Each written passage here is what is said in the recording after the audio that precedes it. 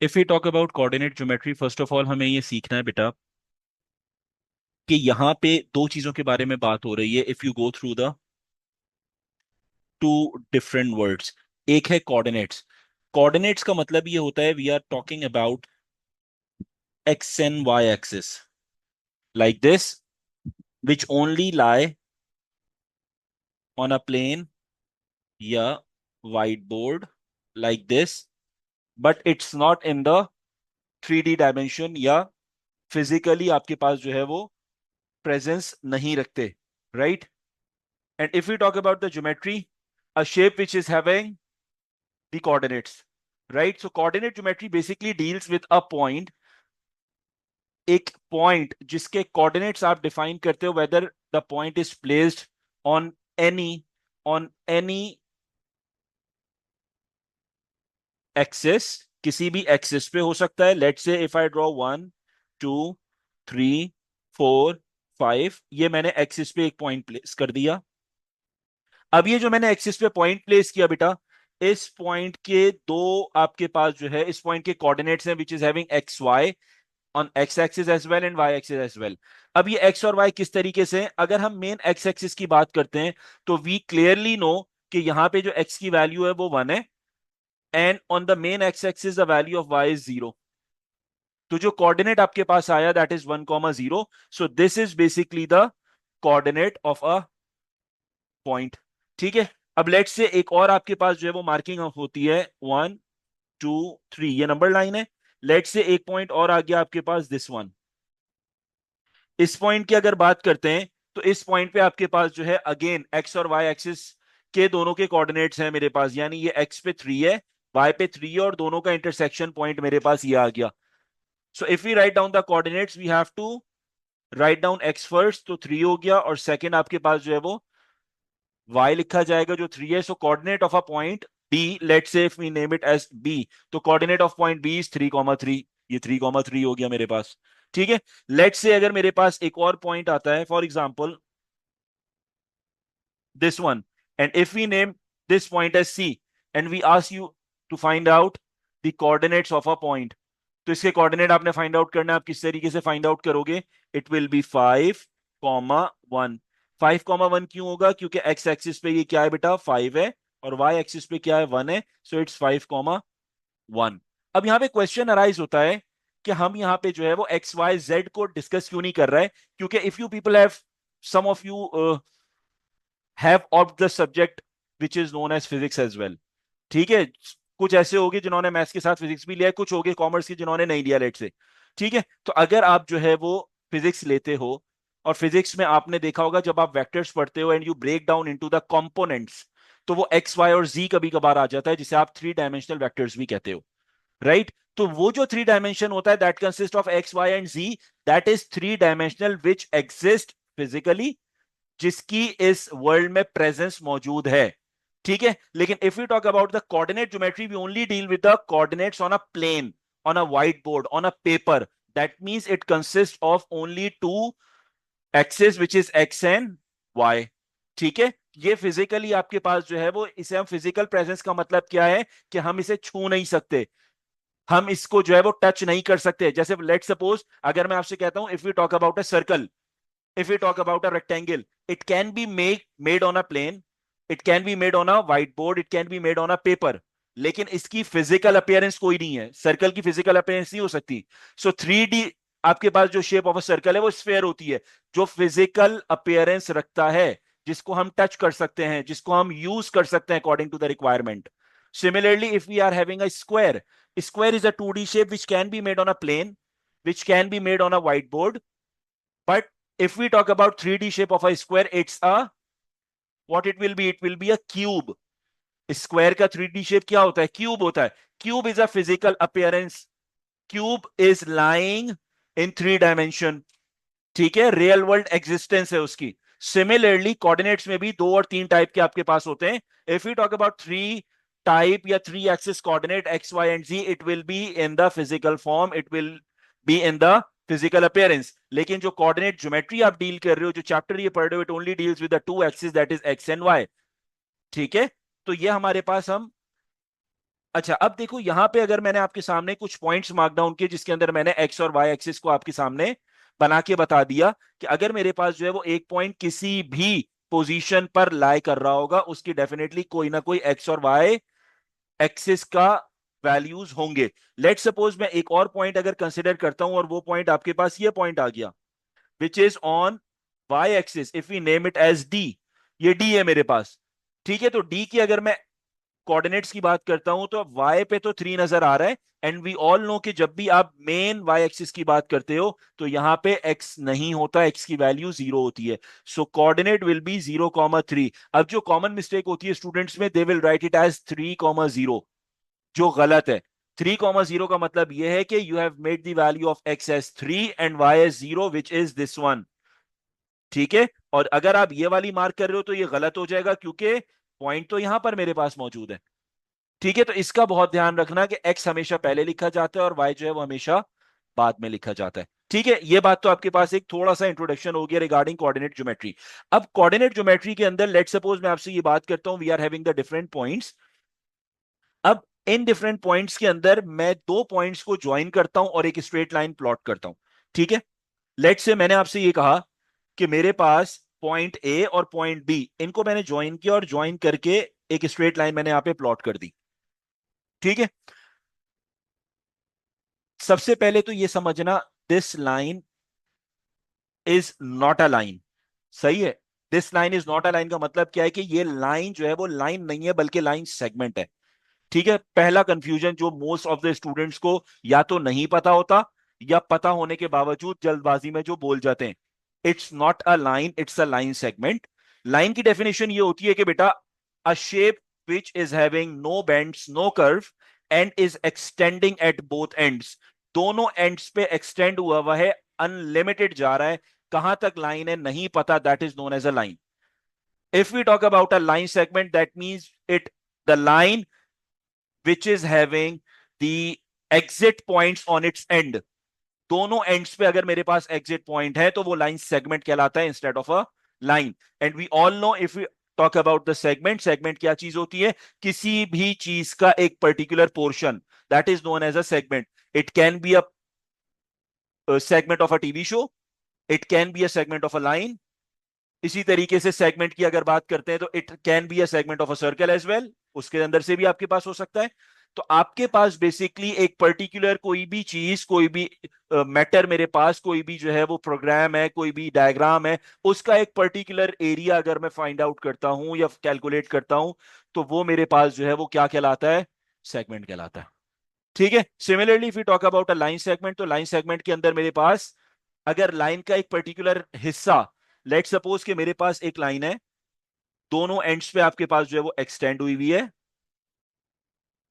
और लाइन को शो करने के लिए you have to write it down with the arrows, arrows से आप बनाओगे विच मींस कि दोनों एंड्स पे ये एक्सटेंड हो रही है, ठीक है।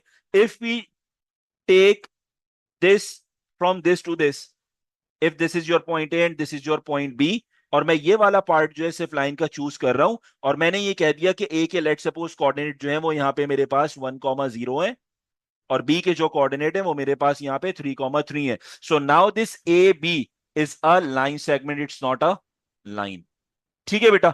अब यहां पे बात करते हैं आपके पेपर से रिलेटेड चीज, कि अगर मेरे पास, हुसैन बेटा थोड़ा सा अपनी जो है वो स्पीकर ऑफ कर लेना, म्यूट कर लेना अपने आप को। So if we talk about the questions which come in your paper regarding a line segment, तो स्टार्ट करते हैं बेटा सबसे बेसिक क्वेश्चन पे, जो आपका पेपर 2 का पार्ट बनता है for IGCSE, and for paper 1 आपके पास बनता है फॉर ओ लेवल स्टूडेंट्स, ठीक है। वो आपके पास क्या है, what is the length of a line A B, और we can say what is a distance between the points A and B.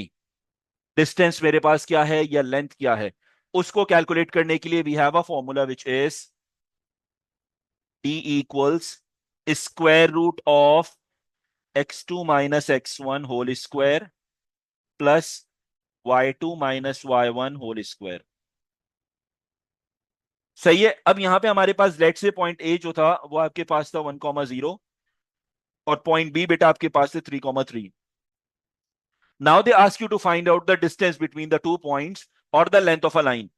अब यहां पे आपने डिसाइड करना है what is x1 y1, what is x2 y2।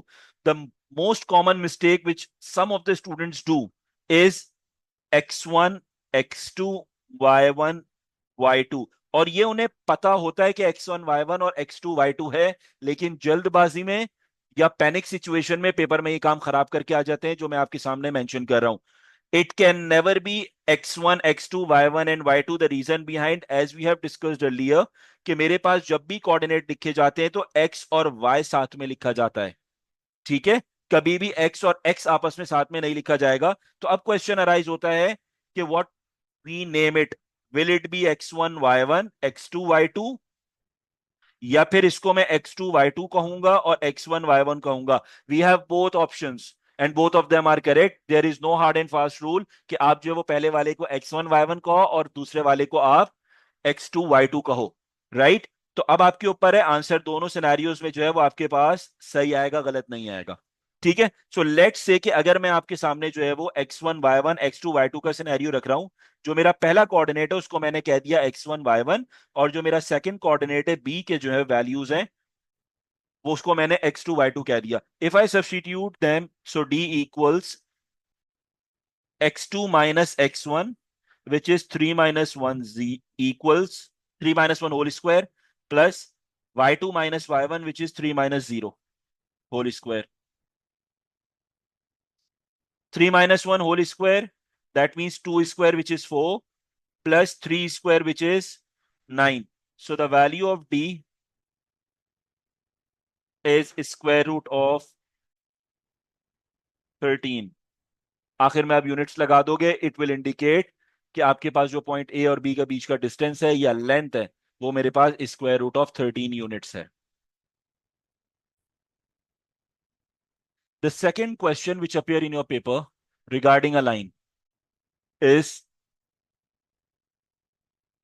the midpoint of a line. If you have been given with the two coordinates, that is A and B, and they ask you to find out the center, the midpoint, the bisector. तीन word यहाँ पे इस्तेमाल किए जाते हैं, centre, mid point या bisector of a line. तीनों के लिए आपने एक ही काम करना है, वो क्या है, you have to find out the mid point. ठीक है, तो अब आपके पास यहां पर तीन कौन से वर्ड्स हैं? they ask you to find out the center of a line AB, or they ask you to find out the mid point of a line AB, or they ask you to find out the bisector of a line AB. तीनों cases में बेटा एक ही formula use होगा, that is of mid point, which is x equals x1 plus x2 divided by 2, और y के लिए बेटा हो जाएगा y1 plus y2 divided by 2, आपके पास यहां पे हो जाएगा। सही है, अब आपने क्या करना है, since you know the value of the coordinates of x is 1 comma 0,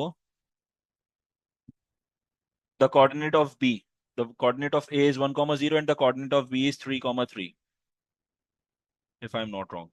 Yeah, जब आप यहाँ पे वैल्यू सब्स्टिट्यूट करोगे, अब मैं क्या कर रहा हूँ, यहाँ पे ले रहा हूँ लेट से x2 y2 से ले लिया और इसे मैंने x1 y1 ले लिया। तो अब अगर मैं यहाँ पे सब्स्टिट्यूट करूंगा, सो x equals x1 plus x2, so it will be 3 plus 1 divided by 2, and for y we have y equals y1 plus y2 divided by 2, that is 3 plus 0 divided by 2।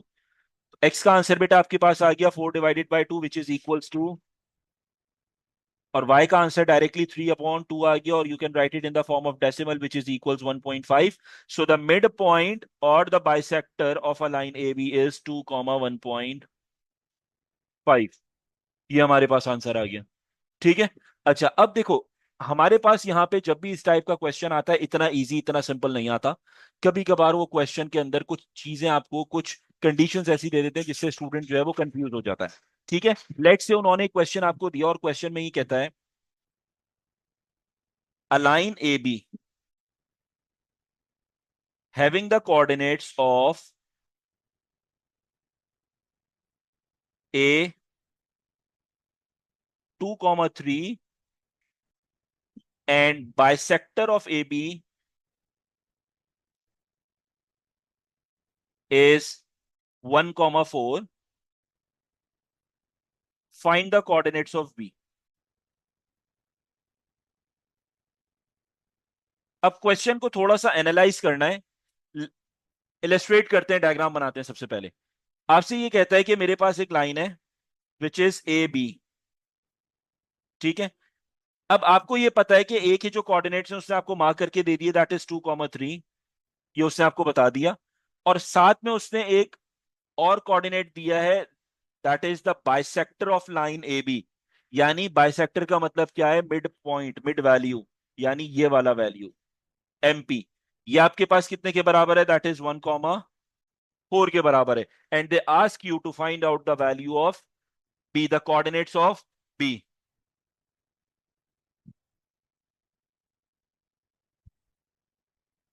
x2 and y2, ठीक है। अब हमारे पास जो formula बेटा mid point का है वो क्या है, x equals x1 plus x2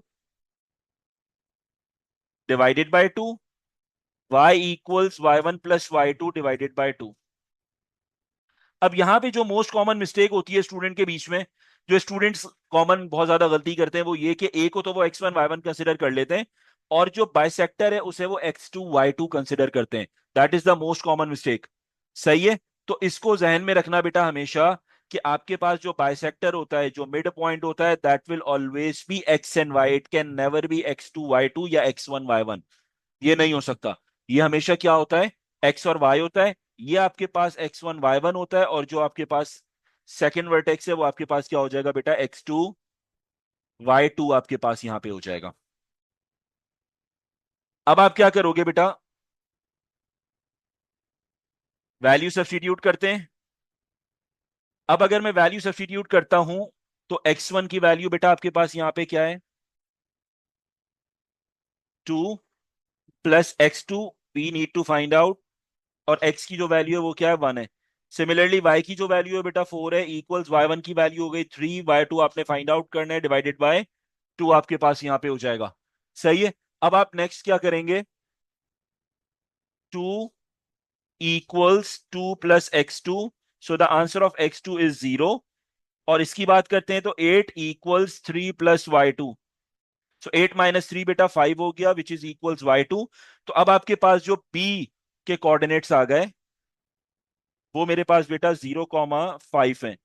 और इसको देख के ये पता चल रहा है कि B is basically lying on main Y axis, Y axis पे लाई कर रहा है, ठीक है। क्योंकि हमारे पास y का जो है कोऑर्डिनेट है, y की वैल्यू है, but we do not have the value of x। और ये जब होता है जब हमारे पास पॉइंट जो है वो y एक्सिस पे लाई कर रहा होता है, ठीक है। तो जिस तरह मैंने कहा कि बेटा क्वेश्चन हमेशा डायरेक्ट नहीं आएगा, आपने क्वेश्चन को ये समझना है कि जब भी मेरे पास जो है वो कॉर्नर आपके पास, जिसे हम वर्टेक्स कहते हैं, वो होंगे, तो वो हमेशा x1 y1 होते हैं और x2 y2 होते हैं। और जो सेंटर वैल्यू, जो मिड पॉइंट होती है, वो हमेशा आपके पास क्या होती है, x कॉमा y होती है। ठीक है, इसमें कंफ्यूज नहीं होना बेटा। सही है।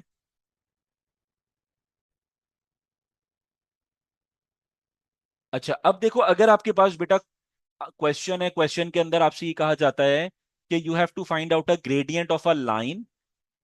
एक लाइन मेरे पास है एक्स वाई, उसके कोऑर्डिनेट्स आपके पास हैं 4,3, और लेट सपोज ये आपके पास है -2,0। ठीक है। और आपसे ये कहता है you need to find out the gradient of a line. तो बेटा कंडीशन याद रखना कि जब भी आपके पास दो कोऑर्डिनेट्स होंगे और आपसे ग्रेडियंट के बारे में, स्लोप के बारे में, ये दो चीजें आपसे जब भी पूछी जाती हैं, तो आपने एक ही फॉर्मूला यूज करना है, that is m equals y2 minus y1 over x2 minus x1। m क्या है, m जो है वो सिंबल है जो डिनोट करता है ग्रेडियंट को या स्लोप को। ठीक है। अब आपने यहाँ पे जो है वो मार्क डाउन कर लिया भाई, x1 y1 ये रहा, और आपने मार्क डाउन किया x2 y2 ये रहा आपके पास। अब आप जब वैल्यू सब्स्टिट्यूट करोगे, तो m equals y2 minus y1, that mean 0 - 3 over x2 minus x1, that is -2 and -4, so it's -3 over -6, and the answer is 1 over 2। ये कैंसिल हो जाएगा, और आप 3 1 और 3 2 आपके पास हो गया। तो आपके पास जो फाइनल आंसर ग्रेडियंट का आ गया बेटा, वो क्या है, 1/2 आपके पास ग्रेडियंट का आंसर आ गया। ठीक है। अच्छा, ये हो गया बेटा केस वन।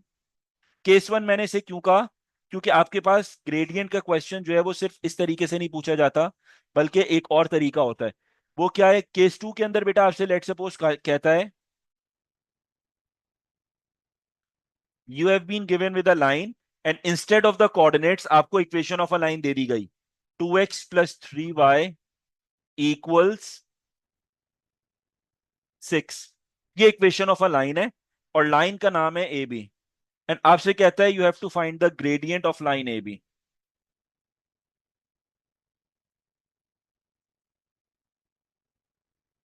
ये आपने कैलकुलेट करना है। अब इसको कैलकुलेट करने के लिए क्या काम करोगे, इसे जरा समझना बेटा। जब भी आपके पास इक्वेशन गिवन होगी और इक्वेशन के थ्रू आपने जो है वो ग्रेडियंट फाइंड आउट करना है, तो सबसे पहले आप अपनी इक्वेशन को y equals m x plus c की फॉर्म में रीअरेंज करोगे।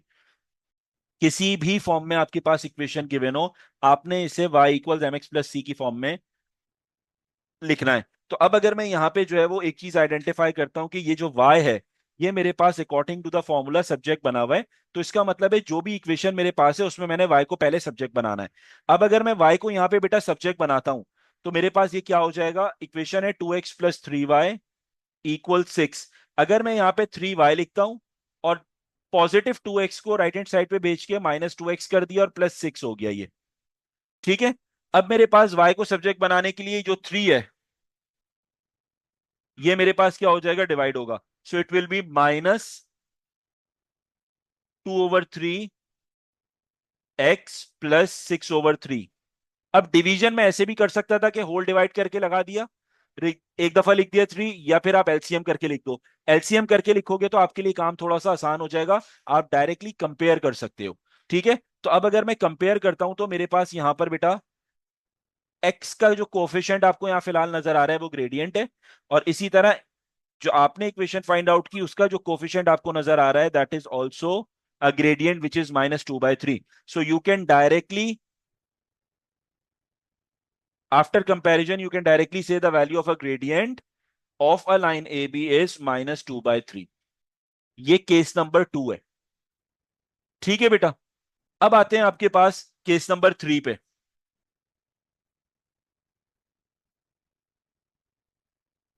लेट्स से केस नंबर 3 के अंदर बेटा आपसे ये कहता है, ना कोई उसने कोऑर्डिनेट दिया ना इक्वेशन ऑफ लाइन आपको दी, सही है। सिंपल वो ये कहता है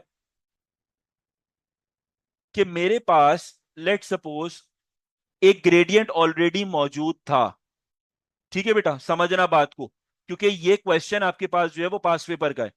ग्रेडियंट आपसे ये कहता है कि we have the value of gradient which is 2/3 already, ये 2/3 मेरे पास है, ठीक है। अब मेरे पास हो क्या रहा है, हो ये रहा है कि इफ वी मूव, अच्छा, ये मेरे पास एक ग्रेडियंट है इस लाइन का, ठीक है। इस लाइन की सेंटर वैल्यू आपके पास मौजूद है, ठीक है। केस नंबर 3 बेटा आपके पास जो है उसके अंदर लेट्स से आपके पास एक लाइन है और उस लाइन का जो ग्रेडियंट है वो उसने आपको दे दिया that is 2/3। Now in this case आपको ग्रेडियंट फाइंड आउट नहीं करना। देखो क्वेश्चन वो किस तरीके से ट्रिक करके देता है आपको, वो ये कहता है कि आपके पास ग्रेडियंट है and you have a mid point, ठीक है। ये आपके पास जो है वो मिड पॉइंट है दैट इज लेट सपोज 1,1 मेरे पास है, सही है। अच्छा, अब थोड़ी देर के लिए इसको ये कहते हैं कि अगर मैं ये अज्यूम करता हूं ये मेरे पास मिड पॉइंट नहीं है, ये मेरे पास जो है वो लाई कर रहा है, और ये जो पॉइंट मेरे पास है वो स्लांटेड लाइन के ऊपर है। दो सिनेरियोज होते हैं, एक स्ट्रेट लाइन पे भी लाई करता है और स्लांटेड लाइन दोनों पे लाई कर रहा होता है, ठीक है।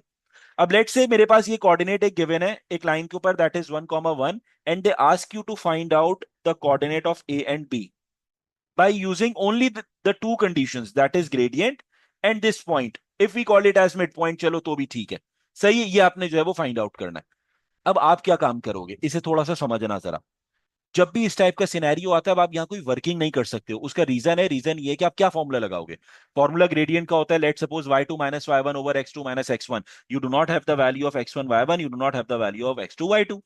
अब आप अगर इसकी बात कर लेते हो, लेट सपोज ये मिड पॉइंट है और मिड पॉइंट का जो है वो कोऑर्डिनेट आपके पास है, और आप ये कहते हो कि मैं जो है वो x, y जो है वो सब्स्टिट्यूट कर लेता हूं और मिड पॉइंट का फॉर्मूला लगा लेता हूं, but still you do not have the value of x1 and x1 plus x2 divide by two, और y1 plus y2 divide by two, उसके लिए भी x1 y1 और x2 y2 चाहिए, ये भी नहीं है अब आपके पास। अब क्या होगा, जब भी इस टाइप का क्वेश्चन आपके पास आता है, आपको एक बात का पता है कि ग्रेडियंट जो होता है वो किस चीज को डिनोट करता है, वो डिनोट ये करता है कि जो आपके पास न्यूमरेटर है उसमें जो है वो y एक्सिस में चेंज हो रहा है, यानी y जो है वो कोऑर्डिनेट्स में चेंज हो रहा है, यानी y2 माइनस y1, सही है, चेंज इन y। इसी तरीके से डिनोमिनेटर जो है वो क्या होता है आपके पास, change in x, which is x2 minus x1। ये बात भी समझ आती है, ठीक है। तो इसका मतलब ये हुआ कि मेरे पास यहां पे जो कोऑर्डिनेट गिवन है ये x और y है, सही है। इसमें अगर मैं, ये मेरे पास लेट सपोज y है, इसमें अगर मैं एड अप करता हूं, क्योंकि मैं कहां जा रहा हूं, आगे की तरफ जा रहा हूं। अगर मैं पॉइंट बी की बात करता हूं मैं आगे जा रहा हूं, अगर मैं इसी पॉइंट से ए की तरफ की बात करता हूं तो मैं पीछे आ रहा हूं, सही है। If let suppose this is my point which is at centre, तो यहां से मैं अगर मूव कर रहा हूं तो मैं आगे की तरफ जा रहा हूं, यहां से मैं मूव कर रहा हूं तो पीछे की तरफ जा रहा हूं, ठीक है। तो इस सिनेरियो में आप क्या काम करोगे, इस सिनेरियो में आपने क्या करना है, अपने पास एक डायग्राम छोटी सी प्लॉट कर लो।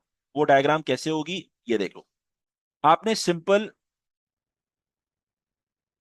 यहां से जो है वो बेटा वर्टिकल लाइन प्लॉट की, और यहां पे आपने एक हॉरिजॉन्टल और वर्टिकल, ये हो गई बेटा हॉरिजॉन्टल लाइन आपके पास, और ये हो गई आपके पास वर्टिकल लाइन।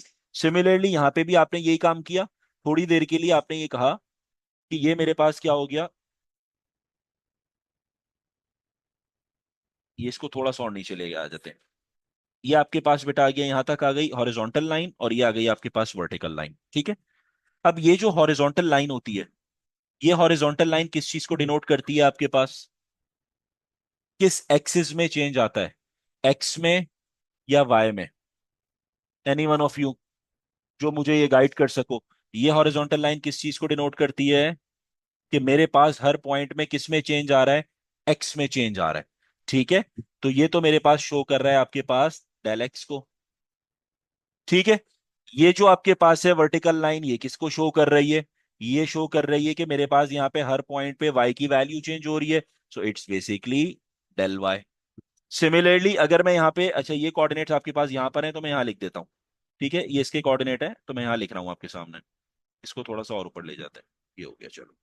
अब अगर यहाँ पे बात करते हैं बेटा, तो ये भी अगेन जो है वो एक्स एक्सिस की डिफरेंट वैल्यूज के ऊपर बात है, तो यहाँ पे चेंज इन एक्स है, ठीक है। सिमिलरली अगर यहाँ पे बात करते हैं तो यहाँ पे मेरे पास y की हर वैल्यू जो है वो चेंज हो रही है, तो ये चेंज इन y को डिनोट करता है, बिल्कुल सही है ये बात, ठीक है। अब हमने जो है वो चेंज इन x और चेंज इन y की वैल्यू जो है वो हमारे पास ऑलरेडी ग्रेडियंट से हमने देख ली भाई क्या वैल्यू है, 2 और 3 है। तो अब अगर आपने जो है वो यहाँ पर b का कोऑर्डिनेट फाइंड आउट करना है और a का कोऑर्डिनेट फाइंड आउट करना है, तो आप क्या करोगे, x की जो वैल्यू है इसमें चेंज इन x प्लस करोगे फॉर b, ठीक है। और ये जो x की वैल्यू है इसमें चेंज इन x माइनस करोगे फॉर a। अब ये माइनस और प्लस क्यों हो रहा है, उसका क्या रीजन है, उसका रीजन ये है कि अगर मैं यहां पे बात करता हूं बेटा x की, तो यहां से अगर मैं आगे जाऊंगा तो डेफिनेटली कोई ना कोई वैल्यू ऐड होगी, और अगर मैं यहां से इस पॉइंट से पीछे आऊंगा तो डेफिनेटली कोई ना कोई वैल्यू सब्ट्रैक्ट होगी। ये बहुत कॉमन पॉइंट है, समझ आती है बात। अच्छा अब x में क्या चीज ऐड होनी चाहिए, तो डेफिनेटली x का ही कोऑर्डिनेट ऐड होगा, तो चेंज इन x ऐड होगा फॉर b। और x में से क्या सब्ट्रैक्ट होना चाहिए, तो x कोऑर्डिनेट की बात हो रही है तो चेंज इन x जो है वो सब्ट्रैक्ट होगा आपके पास। तो अब अगर मैं कोऑर्डिनेट b की बात करता हूं, तो यहां पे मेरे पास क्या हो जाएगा बेटा, वन में मैं क्या करने लगा हूं, अभी x की बात कर रहा हूं y की नहीं कर रहा, वन में मैं ऐड करूंगा किसको, चेंज इन x को। और इसी तरीके से अगर मैं y कोऑर्डिनेट की बात करता हूं, तो मैं वन में ऐड करूंगा चेंज इन y को। तो मेरा b का आंसर यहां पे आ जाएगा। आपके पास क्या हुआ, b bracket 1 plus del X क्या है मेरे पास यहाँ पे 3, 1 प्लस डेल वाई क्या है मेरे पास 2। तो b के जो कोऑर्डिनेट्स हैं वो क्या हो गए बेटा 4, 3 मेरे पास यहाँ पे कोऑर्डिनेट आ गया b का। सिमिलरली अगर मैं a की बात करता हूं, तो a के लिए आप क्या कहोगे, आप ये कहोगे भाई जो मेरे पास x है उसमें से सब्ट्रैक्ट करना है, ठीक है। तो मैं 1 माइनस डेल एक्स कर दूंगा, सिमिलरली 1 माइनस डेल वाई कर दूंगा। तो a के लिए मेरे पास हो गया 1 माइनस 3, और ये हो गया 1 माइनस 2। तो a के जो कोऑर्डिनेट्स आ गए बेटा ये आ गए -2, -1, ये आपके पास कोऑर्डिनेट आ गए। अब ये दो कोऑर्डिनेट्स आ गए, मुझे वेरीफाई भी तो करना है भाई ये मैंने सही कोऑर्डिनेट निकाले हैं या नहीं निकाले, how do I verify it. तो मैं यहाँ पे अपने सबसे पहले कोऑर्डिनेट लिख लेता हूं कि मेरे जो कोऑर्डिनेट कैलकुलेट हो चुके हैं वो कोऑर्डिनेट्स बेटा है -2, -1, और बी के कोऑर्डिनेट है 4, 3। हमने जो है वो एक चीज ये देखी थी, if we need to find out a gradient we must be having the two coordinates, जो हमने कैलकुलेट कर लिए। अब इन दोनों कोऑर्डिनेट्स को हम जो है वो क्या करेंगे, ग्रेडियंट के फॉर्मूले में सब्स्टिट्यूट करेंगे, और सब्स्टिट्यूट करने के बाद हम अपने आंसर को चेक करेंगे कि क्या मेरा आंसर वही आ रहा है जो ग्रेडियंट क्वेश्चन में गिवन था। अगर ऐसा नहीं हो रहा तो इसका मतलब ये कि मैंने अपने कोऑर्डिनेट्स गलत निकाले, और अगर ऐसा ही हो रहा है तो इसका मतलब ये कि मेरे कोऑर्डिनेट्स जो है वो बिल्कुल सही है। ठीक है, तो अब आपके पास क्या हो जाएगा बेटा, यहां पर एक के कोऑर्डिनेट है -2, -1, और बी के कोऑर्डिनेट है 4, 3। -2, -1, और बी के कोऑर्डिनेट है 4, 3 आपके पास है। If we substitute the values in the formula, y2 - y1 over x2 - x1, तो अब आपके पास ये हो गया x1 y1 x2 y2। अब मैं वैल्यूज अगर सब्स्टिट्यूट करता हूं तो y2 - y1 हो गया 3 - -1 divided by x2 - x1, which is 4 - -2. So it will be 3 + 1 divided by 4 + 2. So gradient का जो आंसर है बेटा वो हो गया 4/6। अब अगर इसे जो है वो, इसको हम क्या करेंगे, कैंसिलेशन करेंगे, तो 2 × 2 = 4, 2 × 3 = 6। तो ग्रेडियंट आपके पास वही आ गया बेटा 2, 3, which is given in a question. ये रहा बेटा। ठीक है, तो इस टाइप का जब भी क्वेश्चन आपके पास आता है, जब भी इस टाइप का क्वेश्चन आपके पास आता है, तो आपने हमेशा जो है वो किसी कैलकुलेशन में नहीं पढ़ना, किसी किस्म की कोई जो है वो थ्योरी और इस टाइप पे नहीं पढ़ना। आपने सिंपल लॉजिक ध्यान में रखनी है कि मेरे पास अगर ये कोऑर्डिनेट गिवन है और मुझे आगे जाना है, I have to add del X and del Y. Del X del Y का मतलब चेंज इन एक्स और change in Y. X coordinate में डेल एक्स ऐड होगा, और वाई कोऑर्डिनेट में चेंज इन वाई यानी डेल वाई जो है वो ऐड अप होगा। अगर मुझे जो है वो एक कोऑर्डिनेट पीछे का फाइंड आउट करना है, जो पॉइंट गिवन है उससे पीछे का कोऑर्डिनेट फाइंड आउट करना है, तो उसके लिए भी आप क्या काम करोगे, यही काम करोगे। क्या काम हो जाएगा यहाँ पे, सब्स्टिट्यूट, सब्ट्रैक्ट करोगे। सब्ट्रैक्ट हो जाएगा, एक्स में से डेल एक्स सब्ट्रैक्ट होगा, और वाई में से जो है वो डेल वाई सब्ट्रैक्ट करोगे, आपका आंसर आ जाएगा। अच्छा, अब देखो यहाँ पे एक स्टूडेंट कंफ्यूज होता है, सर लेट से कि आपने जो है वो ग्रेडियंट फाइंड आउट किया ए और बी का, और आपका आंसर सही आ गया। What if I find out the gradient of these 2 points, will it be same or not? अगर तो ये सेम नहीं आ रहा तो इसका मतलब है अगेन आपने कोऑर्डिनेट गलत निकाला है। रीजन उसका ये है कि whatever the two coordinates you choose, whatever the 2 points you choose on a single line, एक ही लाइन के ऊपर, on a same line, gradient will always remain same। ये हमेशा याद रखना कि कोई भी दो पॉइंट एक लाइन के, अगर मैं लेट सपोज ये दो पॉइंट ले लेता हूं, इनका ग्रेडियंट निकालूंगा तो भी सेम होगा। अगर इन दो का ग्रेडियंट निकाल रहा हूं तो भी मेरे पास सेम आना चाहिए। इन दो का ग्रेडियंट निकाल रहा हूं तो भी मेरे पास आंसर सेम आना चाहिए। सो लेट से ये मेरे पास जो है वो एमपी था, which is your mid point. तो मैं मिड पॉइंट और ए के बीच का जो है वो ग्रेडियंट एक दफा क्रॉस चेक कर लेता हूं कि वो सही है या नहीं। अगर तो सही है तो इसका मतलब मेरी कैलकुलेशन सही है, अगर गलत है तो इसका मतलब है कि बाय एनी चांस मेरे ये वाली वैल्यू हो सकता है कि मेरे कोई कैलकुलेशन मिस्टेक की हो जिससे आंसर सही आ रहा हो। ये भी हो सकता है ना कि मैंने अपने साइंस लिखने में ही कोई गलती कर दी फॉर्मूले में, जिससे मेरा आंसर सही आ गया। तो मैं इसे एक दफा क्रॉस चेक कर लेता हूं between, by taking the two points A and mid point. A का कोऑर्डिनेट है -2, -1, और मिड पॉइंट का जो कोऑर्डिनेट है बेटा वो आपके पास है 1, 1। So again if I substitute the value in a formula, so x1 y1 x2 y2, तो ये क्या हो जाएगा बेटा, gradient equals y2 - y1 over x2 - x1। तो ये मेरे पास हो गया बेटा 1 माइनस एंड -1 डिवाइडेड बाय 1 -(-2), तो ये आपके पास हो गया बेटा 2/3। तो वही सेम ग्रेडियंट आ गया, तो इसका मतलब है जो कोऑर्डिनेट्स आपने ए और बी के लिए वो एग्जैक्ट बिल्कुल सही है, होता है बेटा। क्वेश्चन अगर आप रीड करते हो तो a line A B having the equation ये रहा, ठीक है। Find the gradient of a line parallel to line A B, इसका मतलब वो ये कह रहा है कि जिस लाइन का ग्रेडियंट फाइंड आउट करना है वो लाइन आपके पास ए बी नहीं है, वो लाइन आपके पास वो लाइन है जो पैरेलल टू ए बी है। सो इट मींस कि मेरे पास एक लाइन ऑलरेडी ए बी है और एक और लाइन है जिसका ग्रेडियंट मुझे फाइंड आउट करना है, and that line is parallel to A B. So this is my required line जिसका आपने ग्रेडियंट जो है वो फाइंड आउट करना है। यहां पर एक नया कॉन्सेप्ट आपके पास आता है पैरेलल एंड परपेंडिकुलर लाइंस का। whenever the two lines are parallel to each other, जब भी दो लाइंस पैरेलल आपके पास होती हैं तो इनका जो ग्रेडियंट होता है बेटा वो हमेशा बराबर होगा, वो हमेशा क्या होगा, इक्वल होगा। So there is no need to do any kind of extra working if you already have the gradient of AB. If not, then you have to find out the gradient of AB first, and that particular gradient is equal to the gradient of a line which is parallel to AB.